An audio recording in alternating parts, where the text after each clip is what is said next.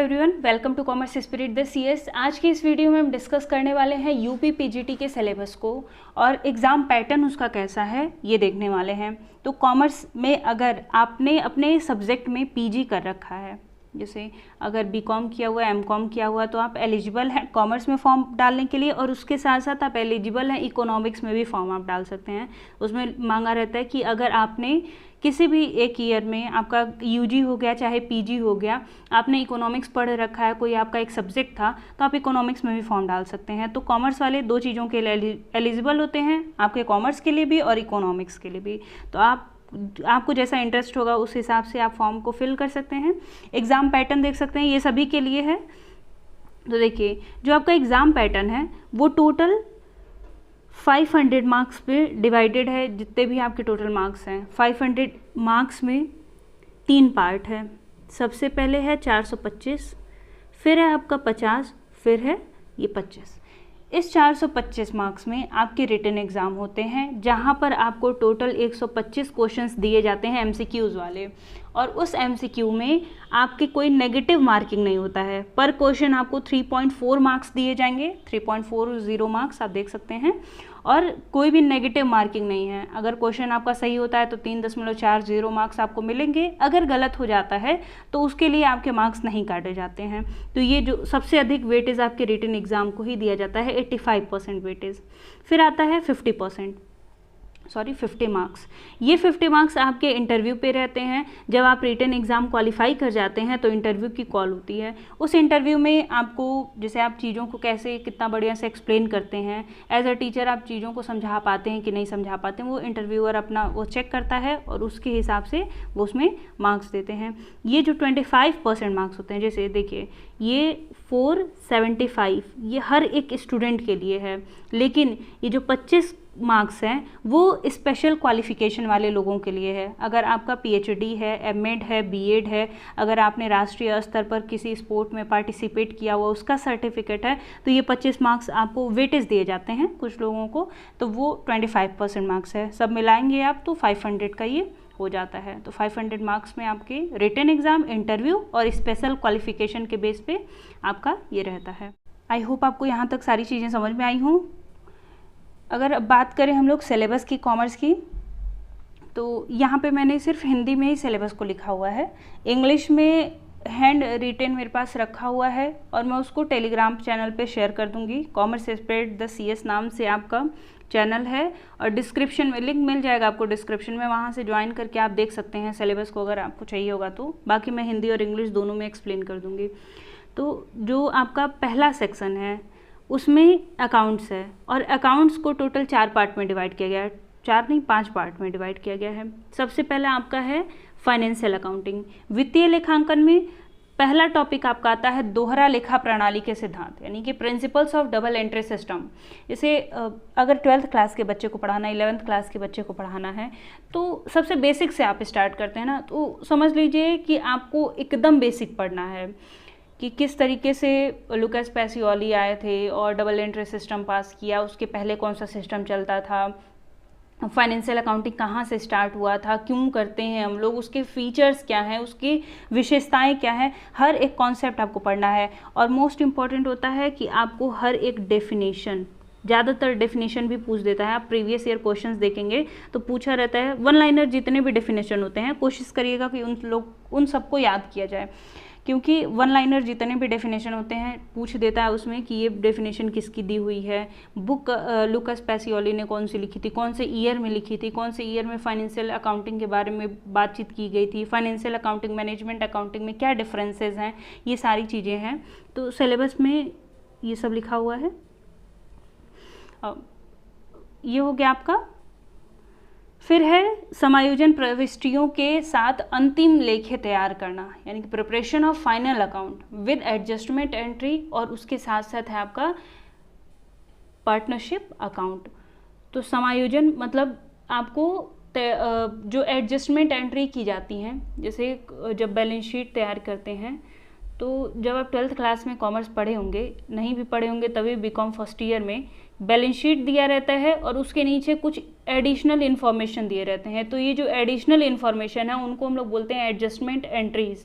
तो उस एडजस्टमेंट को हमको किस तरीके से एडजस्ट करना है इसके बारे में आपका क्वेश्चन पूछता है। और मुझे लगता है कि फाइनेंशियल अकाउंट में सबसे अधिक अगर क्वेश्चन पूछता है तो यही समायोजन से ही संबंधित पूछता है कि आउटस्टैंडिंग सैलरी है तो उसका क्या करेंगे, प्रीपेड एक्सपेंसेस हैं तो उसका क्या करेंगे, अगर एडवांस में पेमेंट मिला हुआ तो उसका क्या करने वाले हैं, अगर क्लोजिंग स्टॉक है उसको ट्रायल बैलेंस में दिखाया गया है तो कहाँ पे हम लोग उसको बाद में दिखाएंगे। तो कोशिश ये रहे कि जो फर्स्ट चैप्टर आप सेकंड चैप्टर पढ़ते हैं तो उसकी एक एक लाइन को आप पढ़ें। जब एक एक लाइन को आप पढ़ेंगे तो एक बच्चे की तरह, जैसे वो एक बच्चा पहली बार पढ़ रहा है कॉमर्स, तो किस लेवल पे वो सोच करके पढ़ सकता है, किस तरीके से हमको पढ़ाना पड़ेगा उसको, क्योंकि एग्ज़ाम का जो आपका पैटर्न है वो ऐसे ही, क्वेश्चंस भी आपके ऐसे ही आते हैं, देख करके लगता है कि अरे इतना ईजी सा है, बल्कि हो नहीं पाता, गलत हो जाता क्वेश्चंस। तो उसी हिसाब से पढ़िएगा। फिर है आपका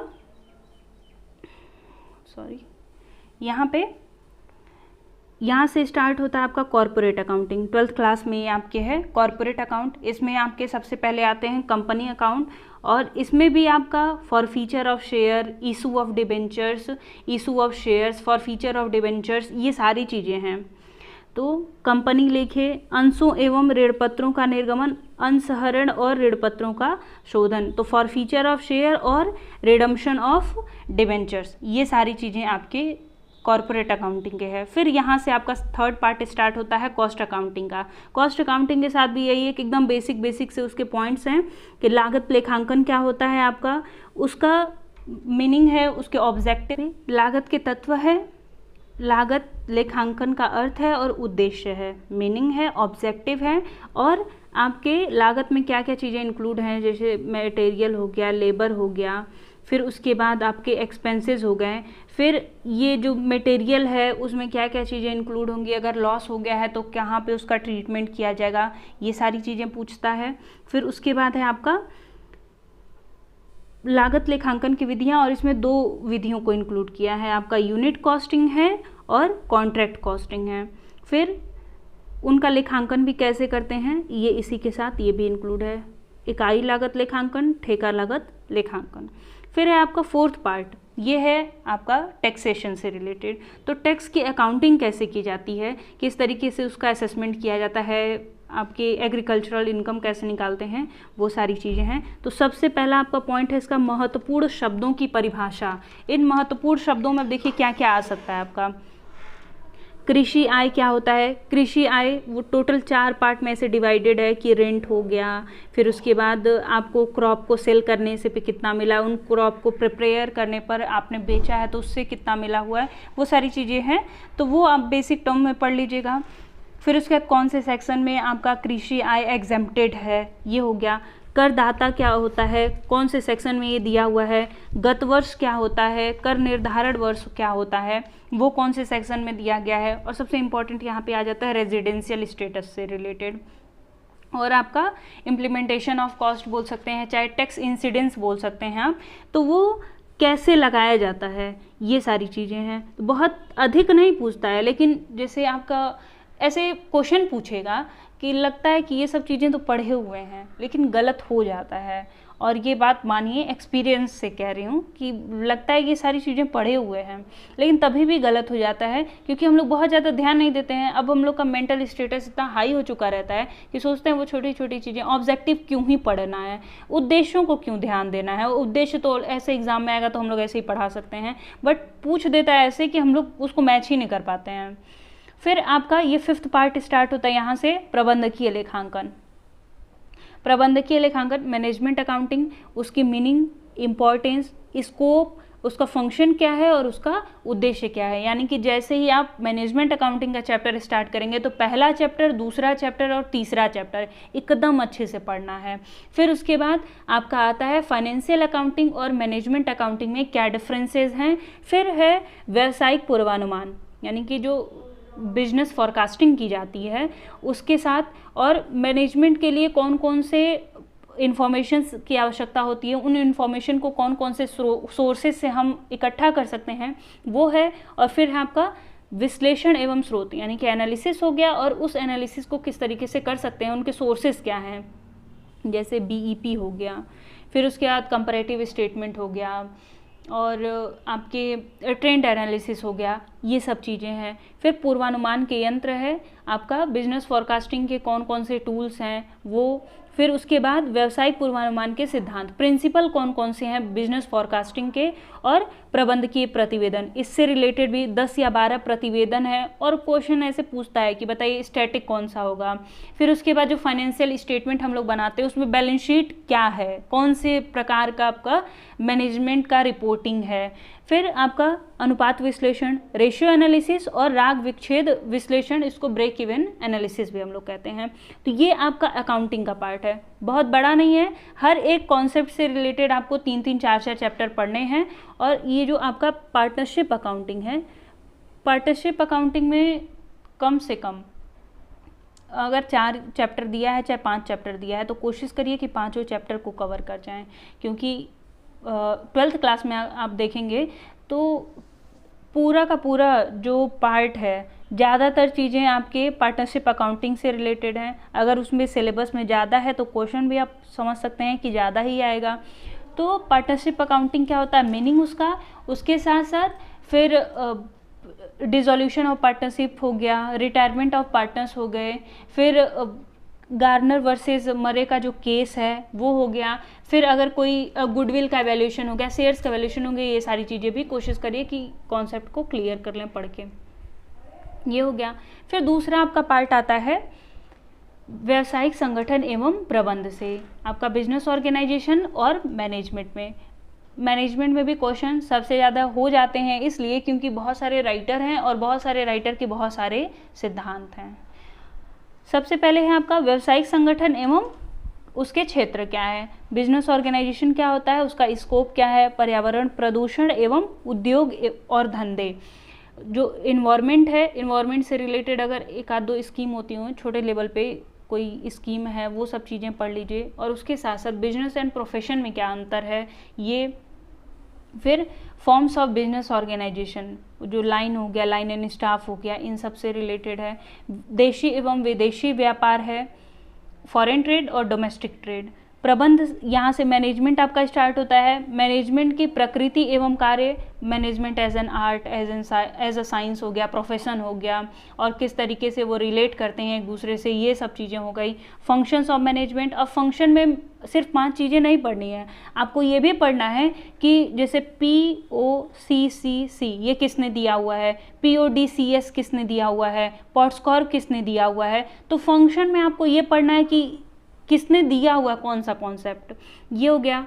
और उसके साथ फिर आपका यहाँ से स्टार्ट होता है प्रबंध की विभिन्न विचारधाराएं, जो डिफरेंट अप्रोचेज हैं मैनेजमेंट के वो, और प्रबंध विचार के प्रमुख विचारकों के योगदान का विश्लेषण। अब FW टेलर, उन्होंने कितना कंट्रीब्यूट किया हुआ है, हेनरी फेयोल हो गए, एल्टन मायो हो गए, इन तीनों लोगों ने जो कंट्रीब्यूशन दिया हुआ है मैनेजमेंट से रिलेटेड वो पढ़ना है आपको। और उसके साथ मैनेजमेंट एज अ प्रोफेशन ये, और फिर प्रबंधकीय कार्य में नियोजन, प्लानिंग क्या होता है, प्लानिंग के कौन कौन से टेक्निक्स हैं, और प्लानिंग कैसे स्टार्ट होता है, किस तरीके से वो कंट्रोलिंग से रिलेटेड है, ये पढ़ेंगे आप। स्टाफिंग हो गया, मोटिवेशन हो गया, कोऑर्डिनेशन एंड कंट्रोल हो गया। आई होप आपको ये दूसरा पार्ट भी समझ में आ गया हो। अब लास्ट पार्ट है इसका खंड स, यानी कि सेक्शन C। अब सेक्शन C में 2 चीज़ें इंक्लूड हैं आपकी, एक है आपका उच्च आर्थिक सिद्धांत और दूसरा है सांख्यिकीय रीतियाँ, यानी कि एडवांस्ड इकोनॉमिक प्रिंसिपल और स्टैटिस्टिकल मेथड। यहाँ से भी क्वेश्चंस आपके, जैसे स्टैट से बहुत अधिक क्वेश्चंस नहीं है, लेकिन गिने चुने कुछ ऐसे क्वेश्चंस हैं जहाँ पर हम लोग को बहुत अधिक कन्फ्यूज़न होता रहे, बहुत ज़्यादा कॉन्फ्लिक्ट होता है माइंड में, ये सही होगा, ऑप्शन नंबर A सही होगा कि ऑप्शन नंबर B सही होगा। तो इतना मान के चलिए आपको कि हर एक कॉन्सेप्ट से रिलेटेड पहले आपको बेसिक पढ़ना है, फिर थोड़ा सा एडवांस पढ़ना है, और अधिक से अधिक क्वेश्चंस को प्रैक्टिस करना है। तो यहाँ पे है आपका सबसे पहले आपका फॉर्म ऑफ इकोनॉमिक्स, या फिर आप कह सकते हैं स्कोप ऑफ इकोनॉमिक्स। अर्थशास्त्र का स्वरूप कैसा है और उसके क्षेत्र क्या हैं। व्यापार एवं अर्थशास्त्र का संबंध क्या है, बिजनेस और आपका उसका रिलेशन कैसे है इकोनॉमिक्स के साथ वो। तटस्थता वक्र विश्लेषण, इंडिफरेंस कर्व एनालिसिस, उत्पत्ति के नियम यानी कि रिटर्न टू स्केल है, लॉ ऑफ रिटर्न जिसको बोलते हैं, उत्पादन प्रकार्य यानी कि प्रोडक्शन फंक्शन क्या होता है, और जनसंख्या सिद्धांत। तो जनसंख्या सिद्धांत मतलब पॉपुलेशन की थ्योरी जो दिए हुए हैं पॉपुलेशन के प्रिंसिपल्स को। फिर है आपका प्रधान एवं पूरक लागत यानी कि कॉम्प्लीमेंट्री कॉस्ट हो गया है, चाहे आपका प्राइम कॉस्ट हो गया, इन दोनों को पढ़ना है। फिर औसत और सीमांत लागत AC और MC इनको, और देखिए यहाँ से क्वेश्चन आपके कैसे रहते हैं कि अगर आपका मार्जिनल कॉस्ट 0 पर है तो TC कहाँ पर होगा, AC किस तरीके से ड्रॉ किया जाएगा, ये सब रिलेटेड क्वेश्चन आपके हो सकते हैं। फिर उसके बाद आपका है व्यापार चक्र। तो व्यापार चक्र में व्यापार चक्र के भी बारे में पढ़ेंगे, और उसके साथ साथ जो 5-6 सिद्धांत दिए हुए हैं, कौन कौन से डिफरेंट अप्रोचेस दिए हुए हैं वो भी आपको पढ़ना है। नेशनल इनकम क्या है, यहाँ तक आपका इकोनॉमिक्स खत्म होता है। फिर स्टार्ट होता है आपका स्टैटिस्टिकल मेथड में। स्टैटिस्टिकल मेथड में सबसे पहले आपका फ्रीक्वेंसी डिस्ट्रीब्यूशन, जो नॉर्मल डिस्ट्रीब्यूशन हो गया, पॉइजन डिस्ट्रीब्यूशन हो गया, फिर उसके बाद आपका बाइनोमियल डिस्ट्रीब्यूशन हो गया, वो आप पढ़ेंगे। उसके साथ साथ आपको ये भी पता होना चाहिए डिस्क्रीट सीरीज़ कैसी होती है, कॉन्टिन्यूस सीरीज़ कैसी होती है, सिंगल जो इंडिविजुअल सीरीज़ हम लोग तैयार करते हैं वो कैसे रहते हैं। फिर सहसंबंध गुणांक एवं प्रतिगमन यानी कि कोरिलेशन और रेग्रेशन। फिर है आपका गुणात्मक संबंध, क्वालिटेटिव रिलेशनशिप, कालमाला का विश्लेषण, निर्देशांक यानी कि इंडेक्स नंबर एनालिसिस, ये हो गया। फिर व्यापारिक पूर्वानुमान। तो देखिए आप उसमें मैनेजमेंट अकाउंटिंग में भी देखे होंगे कि बिजनेस के जो फॉरकास्टिंग है वहाँ पर भी दिया हुआ है और यहाँ पर भी दिया हुआ है। तो स्टैटिस्टिकल एनालिसिस करके बिजनेस के फॉरकास्टिंग हम लोग कैसे करेंगे यहाँ पे पढ़ना है, और वहाँ पे मैनेजमेंट अकाउंटिंग का यूज़ करके, फाइनेंशियल अकाउंटिंग का यूज़ करके किस तरीके से किया जाता है वो पढ़ना है। फिर आपका सैद्धांतिक बारंबारता बंटन, जो आपके फ्रीक्वेंसी डिस्ट्रीब्यूशन दिए हुए हैं उनको पढ़ना है। अब इस बारंबारता बंटन में क्या क्या है, तो सामान्य बंटन यानी कि नॉर्मल डिस्ट्रीब्यूशन हो गया, बाइनोमियल डिस्ट्रीब्यूशन हो गया, और पॉइसन डिस्ट्रीब्यूशन हो गया, इन तीनों को पढ़ना है। फिर भारतीय सांख्यिकी यानी कि इंडियन स्टैटिस्टिक्स। तो इंडियन स्टैटिस्टिक्स कौन करता है, उसको कंडक्ट कौन कराता है, डेटा कैसे कलेक्ट होते हैं, प्राइमरी सोर्सेस हैं, सेकेंडरी सोर्सेस हैं, उन सब से रिलेटेड है। और जनसंख्या के संदर्भ में कृषि समंक एवं औद्योगिक संबंध। तो पॉपुलेशन से रिलेट करके आपको एग्रीकल्चरल जो डेटा हो गए और आपके इंडस्ट्रियल डेटा हो गए, इन सब से रिलेटेड, और आपका भारतीय सांख्यिकी की कमियां एवं सुधार के सुझाव। तो इम्प्रूवमेंट कैसे किस तरीके से कर सकते हैं इंडियन स्टैटिस्टिक्स में, और यानी कि जो सबसे लास्ट में चैप्टर दिया रहता है, 2 चैप्टर, आप बीकॉम फर्स्ट ईयर की बुक लेंगे तो उसमें 2 चैप्टर होते हैं सबसे लास्ट में, थ्योरेटिकल, जहाँ पर इंडियन स्टैटिस्टिक्स दिया हुआ है। तो पूरा आपको वो चैप्टर पढ़ना पड़ेगा, कौन कौन से मेथड्स हैं, किस तरीके से होता है, कौन कौन से सोर्सेज हैं, कौन करता है उसको कंडक्ट, पहली बार कब हुआ था, दूसरी बार कब हुआ था। तो ये सब चीज़ें रिलेटेड आपके क्वेश्चंस आपके पूछते हैं। आई होप आपको सारे चीज़ें समझ में आ गई हों। किसी पॉइंट में अगर आपको डाउट होगा तो वो पूछ लीजिएगा। मैं कोशिश करूँगी कि हर दूसरे दिन तीसरे दिन आपको कम से कम 30 से 40 क्वेश्चंस मिल जाएं। हर एक कॉन्सेप्ट से रिलेटेड मैं धीरे धीरे वीडियोस को अपलोड करते रहूँगी, और ज़्यादा से ज़्यादा MCQs को प्रैक्टिस करते रहिएगा, पढ़िएगा भी और उसके साथ साथ MCQs को प्रैक्टिस करेंगे। MCQs को प्रैक्टिस करेंगे तो आपका कॉन्सेप्ट क्लैरिटी होगा, तो क्वेश्चंस गलत करने के चांसेस धीरे धीरे कम हो जाएंगे। Thanks for watching. मिलते हैं नेक्स्ट वीडियो में। अगर आप चैनल पर नए होंगे तो चैनल को सब्सक्राइब कर लीजिएगा, वीडियोज़ अच्छी लगी हो तो वीडियो को लाइक कर लीजिएगा। धन्यवाद।